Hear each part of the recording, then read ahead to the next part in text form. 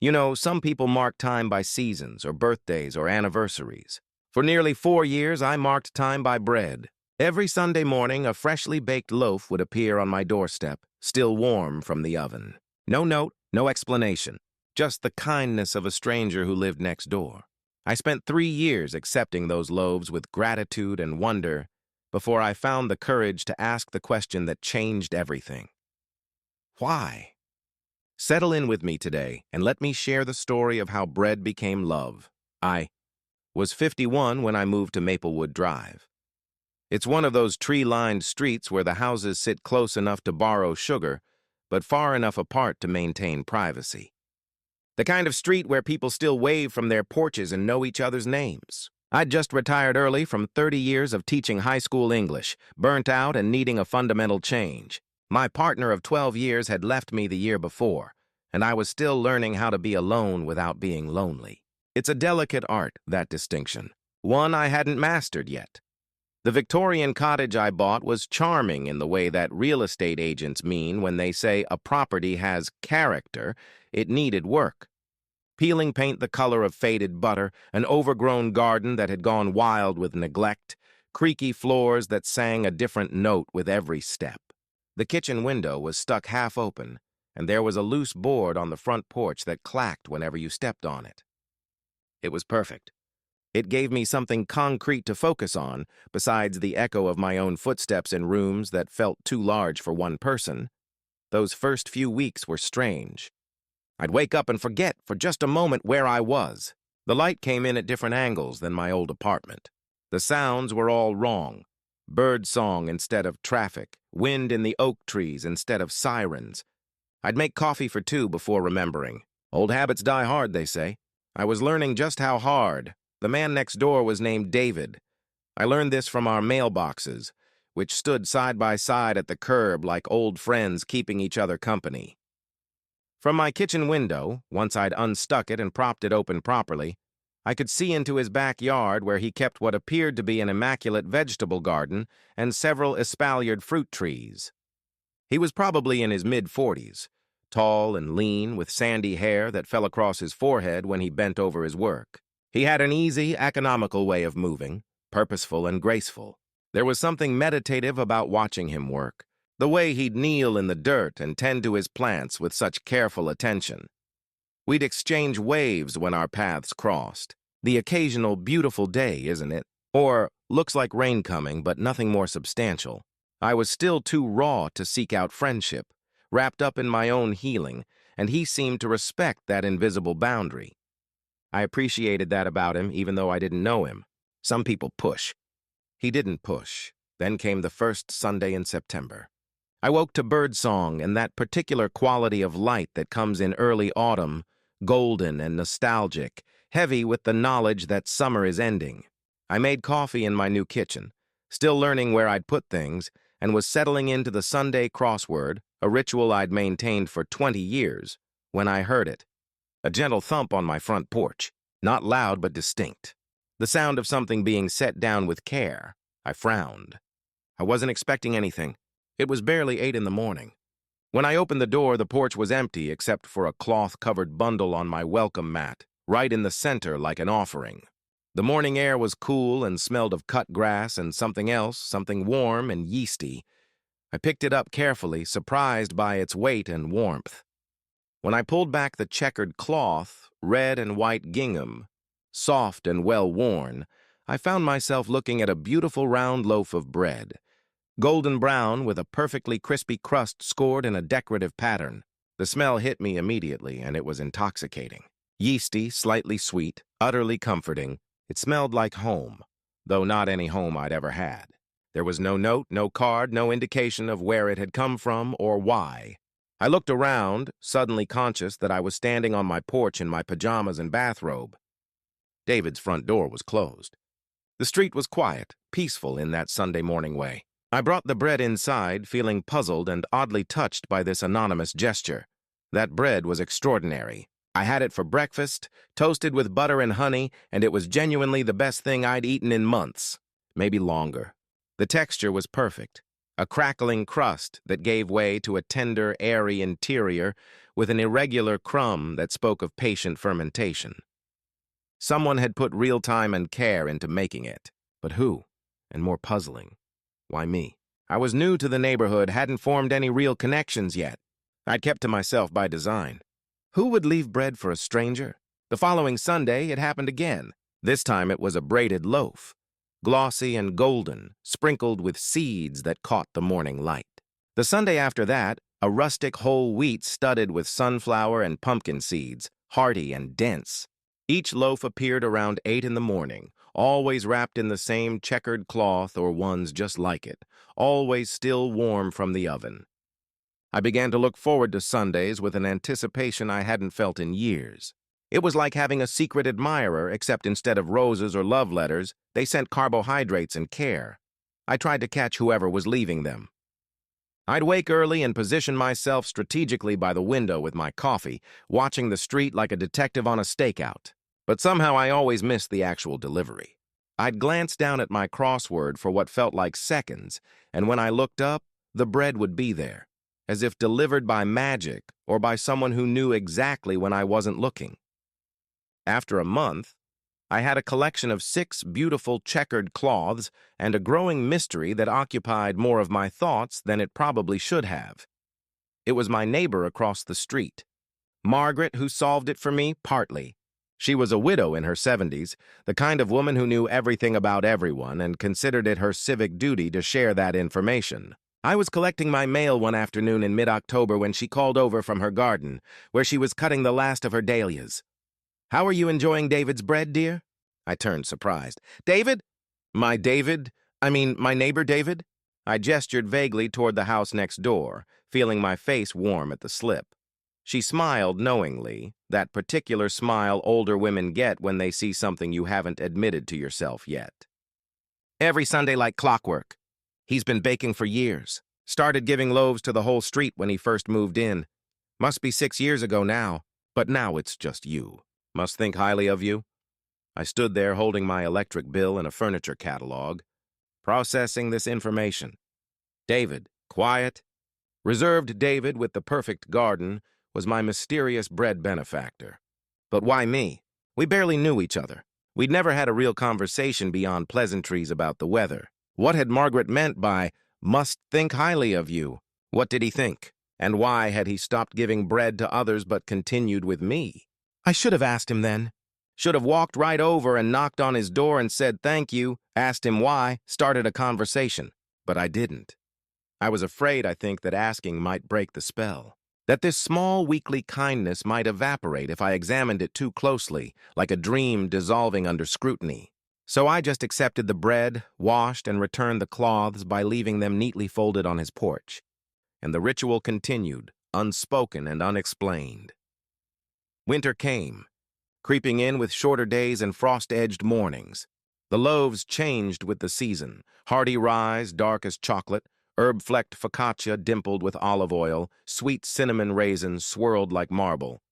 Snow piled on the sidewalks, ice formed on the tree branches, and still, every Sunday morning without fail, there was bread. I watched David from my window sometimes, not quite able to help myself. I'd see him shoveling his walk with steady, efficient movements, or tending to something in the small greenhouse he'd built against his garage. He moved with such quiet competence, such assurance. I found myself wondering about him more than I cared to admit. What did he do for a living that allowed him to work from home? What did he do with his time besides bake and garden? Was there someone special in his life? The thought bothered me more than it should have. One particularly brutal Sunday in January, I woke to a blizzard. The snow was coming down so hard and fast I could barely see David's house through the white curtain.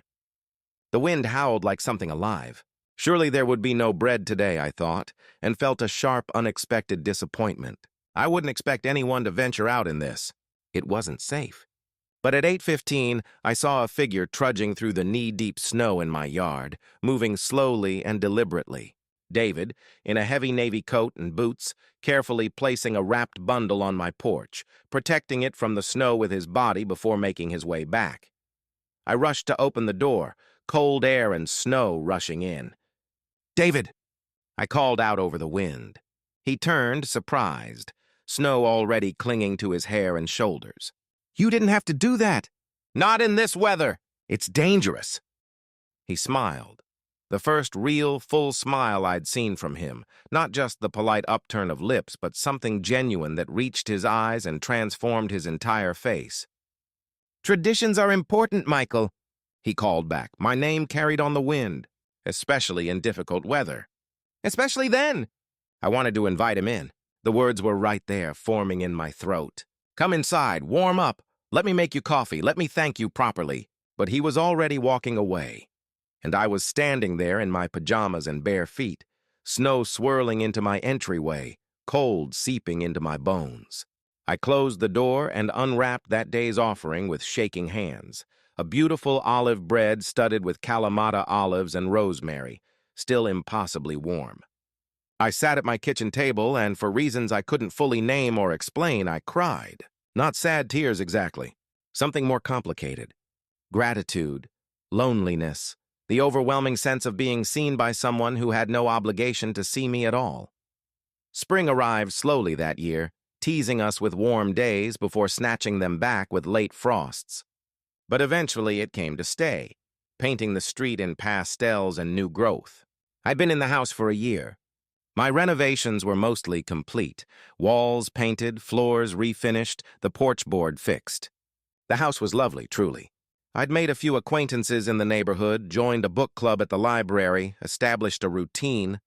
I'd even started writing a novel, something I'd always dreamed of doing when I had time. My life was good, peaceful even.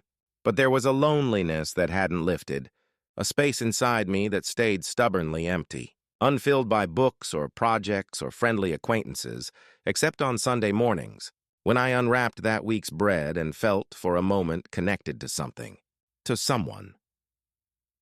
It was late April when everything began to change. I was in my front garden trying to make sense of a flower bed that had become completely overrun with weeds over the winter. I'd been at it for over an hour and was losing the battle badly. I'd always been better with words than with plants, better at tending metaphors than actual growing things. I didn't hear David approach until he spoke, his voice warm and amused. "The bindweed is the real villain," he said. I looked up, squinting against the sun, to find him standing at the property line, a cup in each hand. "It looks innocent, almost delicate, but the roots go down forever. You've got to get every piece or they'll come right back stronger." He held out one of the cups. "Coffee? Thought you might need it. You've been wrestling with that bed for a while now." I accepted the coffee, pleasantly surprised and suddenly very aware that I was covered in dirt. Sweating, probably not at my most attractive. "You've been watching me fail for over an hour and you're only now offering help?" He laughed, a warm, genuine sound that seemed to come from deep in his chest. "I wanted to see if you'd figure it out on your own. You struck me as someone who likes to solve problems independently, self-sufficient. Well, my self-sufficiency has left me covered in dirt and soundly defeated by weeds. Mind if I show you?" he asked, gesturing to the flower bed with his coffee cup. "Please." I'm clearly in over my head. He knelt beside me in the dirt without hesitation, not worried about his jeans, and began to explain, his hands moving through the soil with practiced, confident ease. He showed me how to trace the bindweed roots, how to follow them down and extract them whole without breaking them off. His voice was calm and patient, the voice of someone who genuinely loved teaching, who found joy in sharing knowledge. We worked side by side for the better part of 2 hours, and it felt easy, natural. He told me about his job. He was a food photographer who worked from home, which explained the garden and the baking and the greenhouse. Food photography required understanding how things grew, what made them beautiful. I told him about my teaching career, my early retirement, my tentative fumbling steps toward writing fiction. "What kind of fiction?" he asked, carefully extracting a particularly long root intact. I hesitated for just a moment. "Gay romance," I said, watching for his reaction, that old instinct to gauge safety. Probably terribly cliched stuff. Lonely teacher falls for mysterious stranger, that sort of thing. His hands paused for just a fraction of a second, then continued their work. "Doesn't sound cliched. Sounds honest." He looked up at me, and something in his eyes, something open and understanding, made my breath catch. The best stories usually are honest. After that day, things shifted between us like a landscape after rain, familiar but transformed. Our interactions became more frequent, more intentional. He'd come over to check on my progress with the flower beds, offering advice and encouragement. I'd bring him books I thought he'd enjoy. He turned out to love mysteries and narrative history, anything with a strong sense of place. We'd chat over the fence while he worked in his garden in the long evening light. I learned the names of his plants, and he learned the plots of my favorite novels. But through all of this, the Sunday bread ritual continued unchanged. He never mentioned it, and neither did I. It remained this unspoken thing between us, acknowledged only in my weekly return of the washed cloths. Summer turned my garden into something almost respectable. Thanks entirely to David's patient guidance, we fell into an easy, comfortable friendship.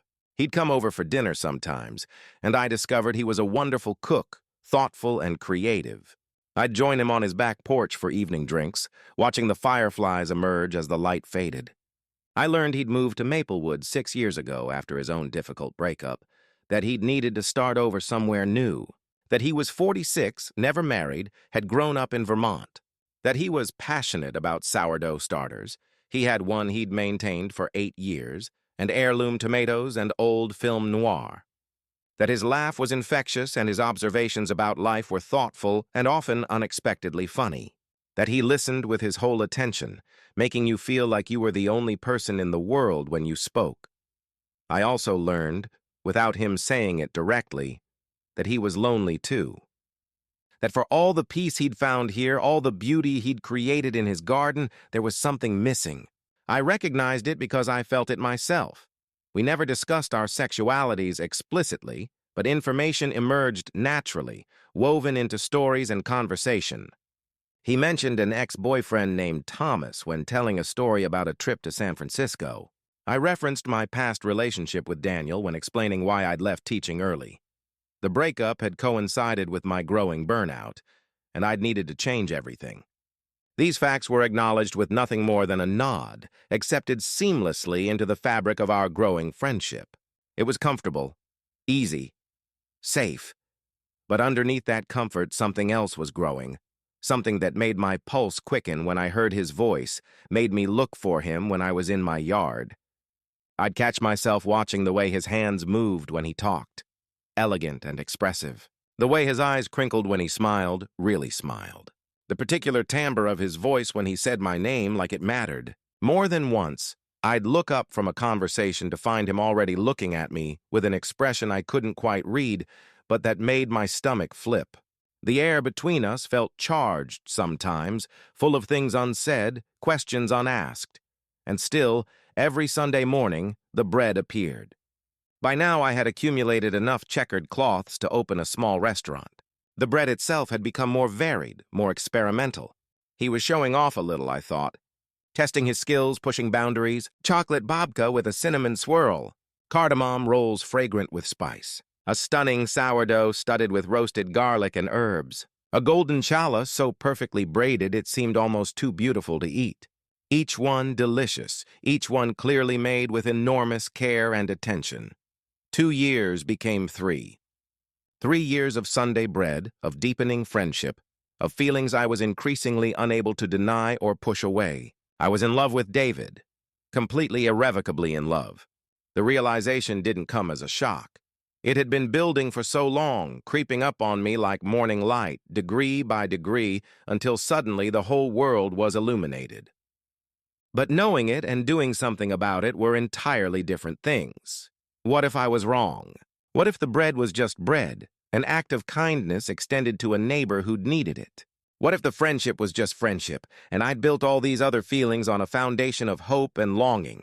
What if I'd misread every lingering glance, every moment that felt heavy with possibility? I'd been wrong before about people, about relationships. What if this was just another story I was telling myself? The risk of losing what we had felt enormous, unsurvivable. I'd already lost one partner, lost the life we'd built together. The thought of losing David's presence in my life, even just as a friend, was unbearable. But the not knowing was becoming unbearable too. It sat in my chest like a stone. It was a Sunday in late October, almost exactly 3 years after the first loaf had appeared on my porch. The leaves were at their peak. the street ablaze with color. The air was crisp and clear, smelling of wood smoke and apples.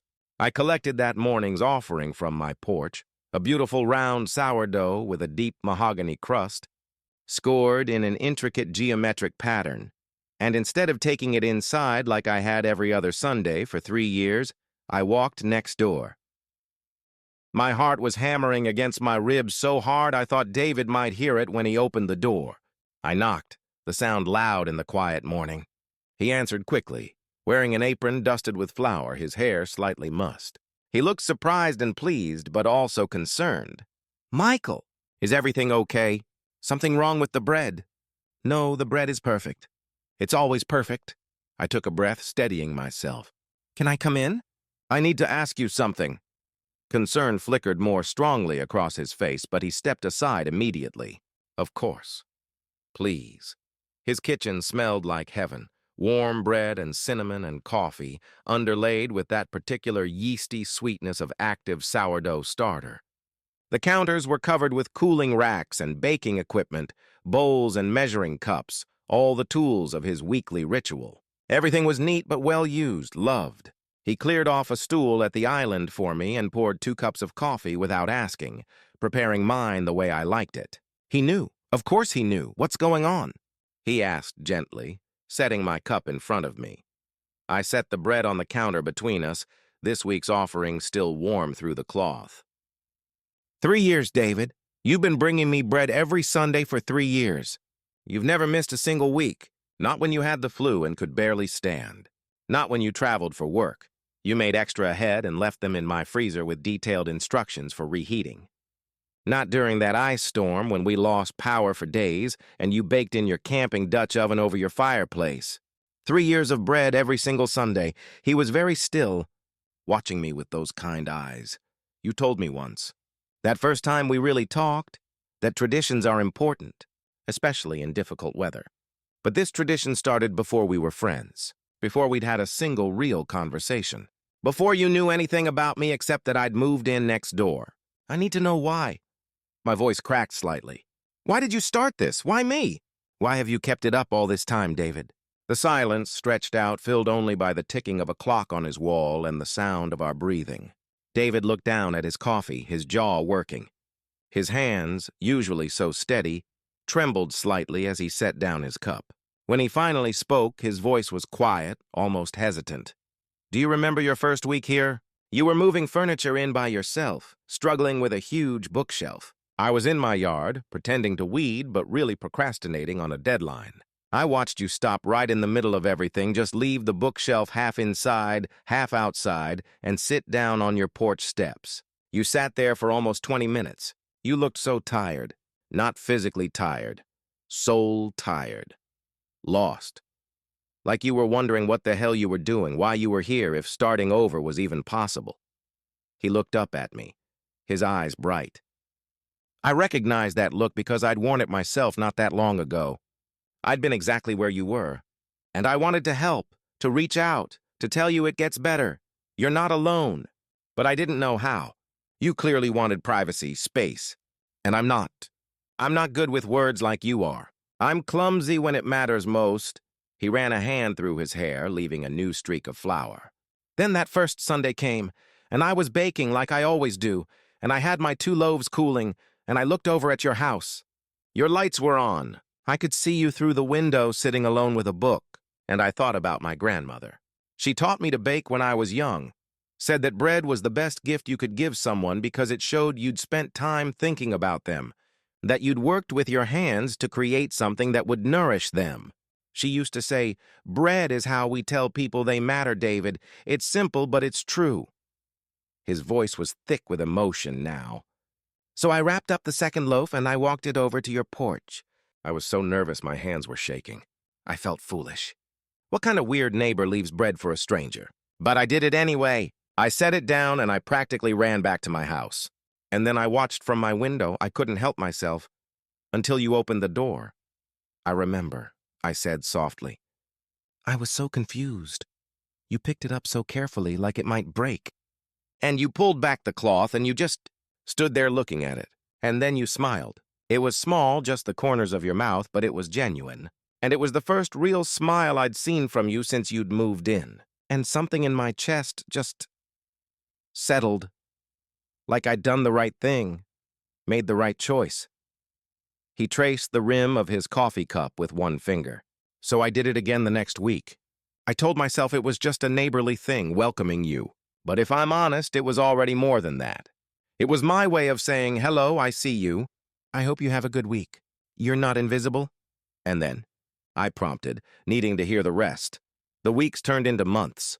I started thinking about you while I baked, wondering what kind of bread you might like that week. If you'd had a hard week and needed comfort.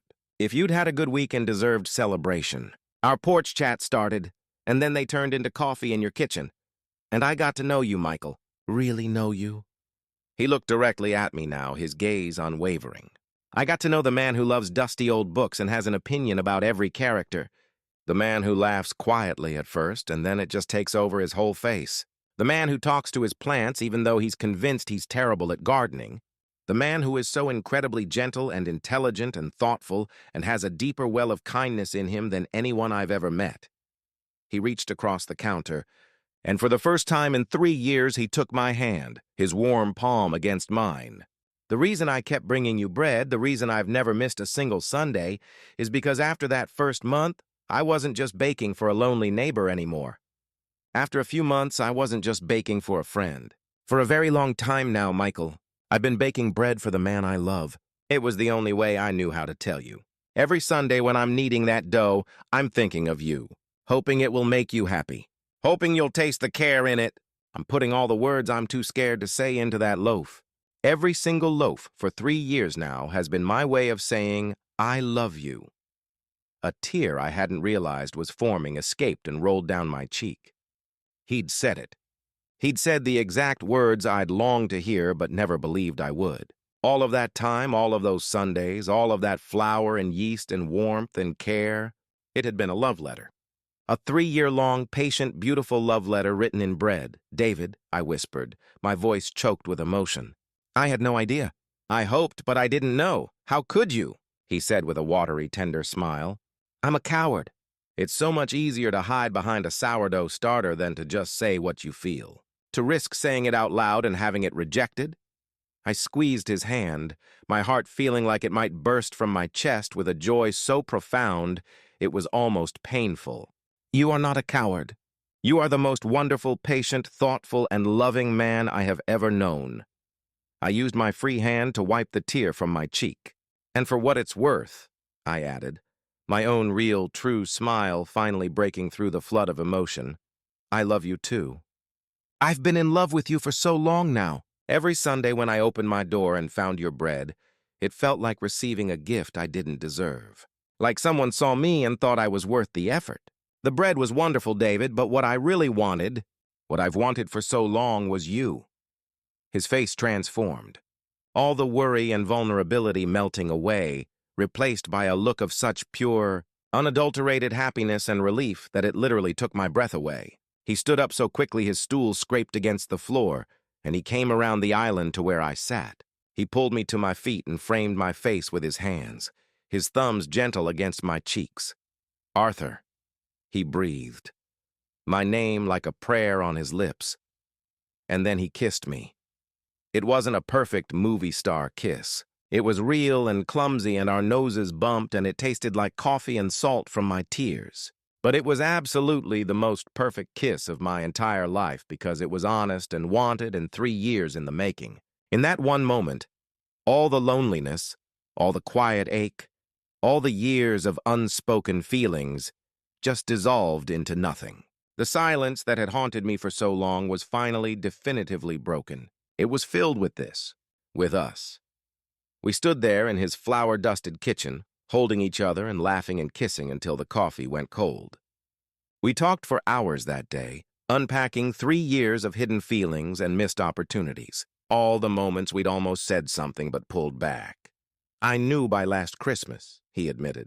You came over on Christmas Eve with that first edition of Dashiell Hammett you'd found, and you were so excited about giving it to me. Your eyes were shining and you couldn't stop smiling, and I almost told you then. The words were right there. Why didn't you? Fear, he said simply. The same fear you felt. What if I was wrong? What if I ruined everything? I almost told you the night we sat on your porch during the meteor shower, I confessed. You were pointing out constellations and talking about the myths behind them. And your face was so animated and beautiful in the darkness. And I remember thinking, I am completely, hopelessly in love with this man. Why didn't you? He asked, echoing my question.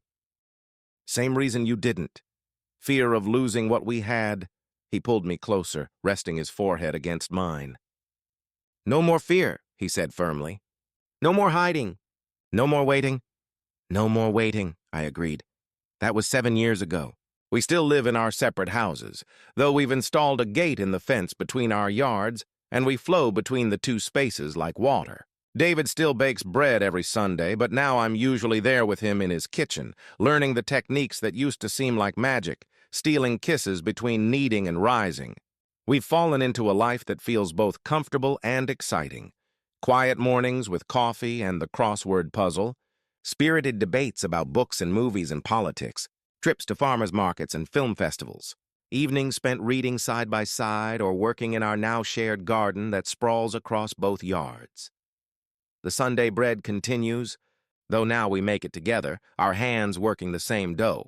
We give loaves to neighbors, to the young couple who just moved in down the street and look a little lost, to anyone who seems like they could use a small reminder that they're not alone in the world.